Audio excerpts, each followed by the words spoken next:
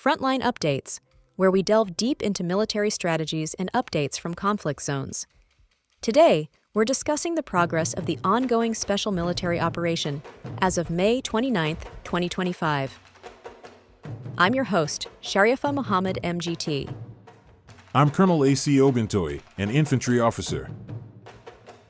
The North Group inflicted substantial damage across Sumy Oblast, targeting airborne assault, ranger, mechanized, and special operations units across 10 settlements. Ukrainian losses exceeded 185 personnel, with field artillery systems and ammunition depots eliminated. The West Group, meanwhile, liberated Stroyevka and dealt a significant blow to Ukrainian forces around Kupiansk and Kharkiv, destroying armored vehicles, transport assets, and rear ammunition depots. These developments reflect the growing disruption of Ukrainian C2 and forward supply resilience in the northern operational zone. Welcome to Frontline Updates, the podcast that brings you in-depth insights into military operations from those leading them on the ground. Today, we're joined by Colonel A.C. Oguntoye, an infantry officer monitoring critical missions on the progress of the special military operation as of today. Colonel Oguntoye, thank you for being with us. Thank you. It's good to be here. Let's begin with the northern sector. Your briefing mentions major actions in Sumy. What happened on that front? The Northern Front, particularly in Sumy Oblast, has grown in strategic value due to its role as a buffer and transit zone for Ukrainian reserves and NATO-supplied logistics. On May 29th, our North Group conducted deep, coordinated strikes across multiple settlements, targeting mechanized, airborne, and special operations forces operating in both forward positions and in staging areas. What was most important?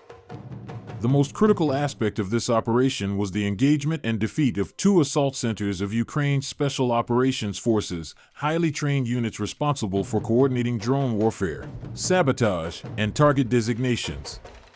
These engagements weren't just kinetic, they were informed by real-time ISR feeds, electronic warfare jamming, and ground-based maneuver elements working in tandem. As a result, we neutralized nearly 200 enemy personnel, artillery units, and 2 major ammunition depots. These actions disrupted a layered tactical framework that Ukraine had been constructing to resist pressure in the northeast. Let's move to Kharkiv. Your forces reportedly liberated Stroyevka. What's the significance of this advance? Stroyevka's liberation marks a tactical and psychological milestone. It sits along a corridor Ukraine has tried to fortify to hold back Russian progression into central Kharkiv region. The West Group of forces mounted this operation through a combination of direct assaults and flanking maneuvers. The opposing units, mechanized and motorized infantry, were entrenched and supported by territorial defense units acting as rear screening forces. What else? The operation was highly efficient. Beyond the liberation of territory, we destroyed 4 enemy ammunition depots, which were supplying multiple fronts. Those strikes, combined with the elimination of over 200 Ukrainian troops and combat vehicles, contributed to a localized collapse in operational coordination. This opens the door for broader maneuver options and adds strain to Ukraine's ability to maintain cohesion across the Kupiansk-Redkadub axis. Turning to Donetsk, we've seen reports of multiple liberated settlements, including Natovka and Shevchenko-Pervoye. What can you share about these central and southern actions? Both operations are pivotal in different ways. In southern Donetsk, our southern group liberated Natovka, a node critical to Ukrainian logistics into the Konstantinovka-Seversk-Serebryanka line. The Ukrainian brigades positioned here were reinforced with airmobile units and armored transport intended to respond quickly to Russian penetrations. We neutralized over 240 personnel and disabled key command support systems, including 2 EW stations and 4 rear depots. And the center group of forces? In the central axis, Shevchenko-Pervoye was liberated by the center group after heavy engagement with elite Ukrainian units, including Marines, National Guard brigades, and heavy mechanized formations. This battle involved multi-domain integration. We synchronized artillery, UAV surveillance, and infantry breakthroughs. The enemy suffered the loss of over 390 troops, 2 Cossack armored vehicles, and logistics transports. The broader implication is this: Ukraine's elite reserve pool is being drawn into static defense, limiting their ability to act strategically elsewhere.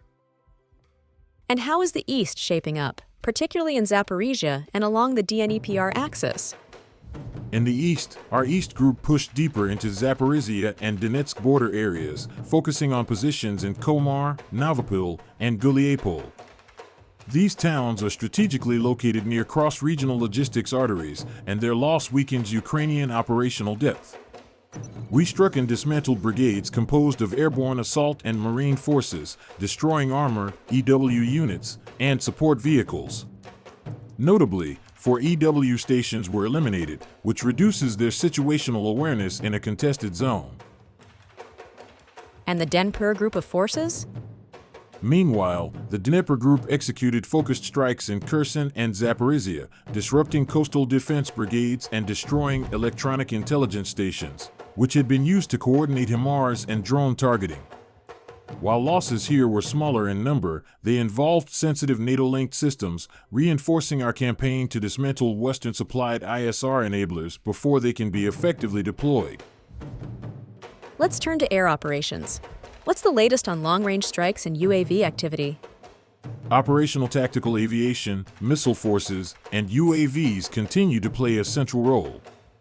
Yesterday, we struck 137 targets, including a drone production facility, a HIMARS shelter, ammunition storage points, and forward command centers. These are precise, intelligence-led strikes designed to disable the enemy's long-range strike capabilities before they can be launched. What about air defense? Our air defense forces intercepted 6 JDAM bombs and 123 drones, with 47 of those detected well outside the Special Military Operations Zone. That data tells us Ukraine, likely with NATO ISR integration, is intensifying its reconnaissance efforts deeper into Russian territory. Our response has been to improve EW screening zones, increase radar density, and integrate AI-supported tracking for small UAVs. This is becoming a battle of ISR dominance, not just missile exchanges. Colonel, in light of today's developments, how would you summarize the trajectory of the operation? We're seeing the convergence of 2 trends: strategic erosion of Ukrainian force cohesion and the widening of the battle space, especially into deeper rear zones and airspace. What began as territorial pressure is now a full-spectrum campaign, degrading command structures, special forces, logistics, and high-value Western equipment before they can shift the balance. Each liberated settlement, each neutralized EW system, is part of a larger approach to dislocate Ukraine's combat system, not just its frontline formations. The pace is quickening, and the operational reach is growing. That is what defines this phase.